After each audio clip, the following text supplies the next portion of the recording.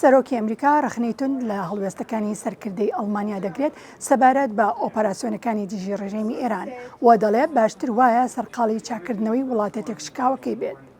دۆناڵد ترامپ لە پۆستێکی تۆڕی کۆمەڵایەتی دروستدا ڕایگەیاند ڕاوێژکاری ئەڵمانیا پێویستە کاتێکی زیاتر تەرخان بکات بۆ کۆتایی هێنان بە شەڕی نێوان رووسیا و ئوکرانیا، ئەو شەڕەی کە ئەو تێیدا بە تەواوەتی ناکاریگەر بووە و چاکردنەوەی وڵاتە تێکشکاوەکەی بە تایبەتی لە پرسەکانی کۆچبەری و وزەدا و کاتێکی کەمتر تەرخان بکات بۆ دەستوەردان لە کاری ئەوانەی خەریکن هەڕەشەی ئەتۆمی ئێران لەناو ببەن و بەمەشجیهان بە ئەڵمانیاشەوە بکەن بە شوێنێکی سەلامەتتر.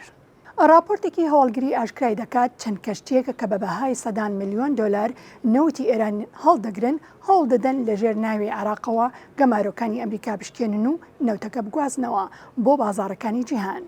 کۆمپانیای هەواڵگری دەریاوانی ویندوارد AI لە راپۆرتێکیدا دەڵێت چەند کەشتێکی تەنکەی هورمز کە لەلایەن ئەمریکا و سزایان خراوەتە سەر داتای شوێنەکانیان گۆڕیەوە بۆ ئەوەی وای نیشان بدەن کە لە کەناراوەکانی عێراقەوە نەوتبار دەکەن. لە کاتێکدا ئەو کەشتیانە بە بەهای سەدان ملیۆن دۆلار نەوتی ئێرانیان هەڵگرتووە.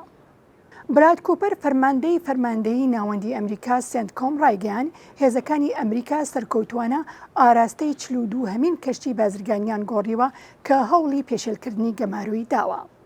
کوپەر لە بەیاننامەیەکدا ڕایگەیاند ئەمە هەنگاوێکی بەرچاوە بەڵگەی کارە گرنگەکانی کچ و کوڕە سەربازەکانی ئەمریکایە کە دەتوانن ڕێگری بکەن لە بازرگانی دەریایی و ڕێگە نەدەن کەشتەکان بچنە بەندەرەکانی ئێرانەوە یا لێوە دەربچن.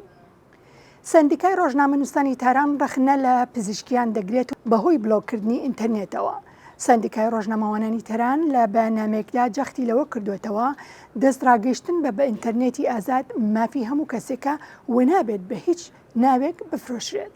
ڕۆژنامەنووسانی تاران پێیان وایە کە ئینتەرنێتی ئازاد ئامرازەکە بۆ ڕاگەیاندن و داوای لە حکوومەت کردووە ئەم دەرفەتە بە شێوەیەکی دادپەروەرانە و یەکسان بۆ هەموو ڕۆژنامەنووسان و دەستگاکانی ڕاگەیاندن دابین بکات، نەک تەنها بۆ کەسانی دیاری کراوە.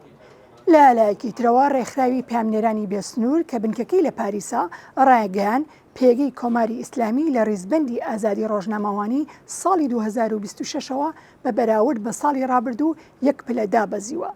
بە پێی راپۆرتێکی نوێی پامنێرانی بێسنوور ئێران لەم پێوەرەدا پلەیەک دابەزیوە و گەشتۆتە پلەی 177 هەمین وڵات لە ڕووی ئازادی میدیایەوە و لە نێو نزمترین وڵاتانی جیهان دەمێنێتەوە.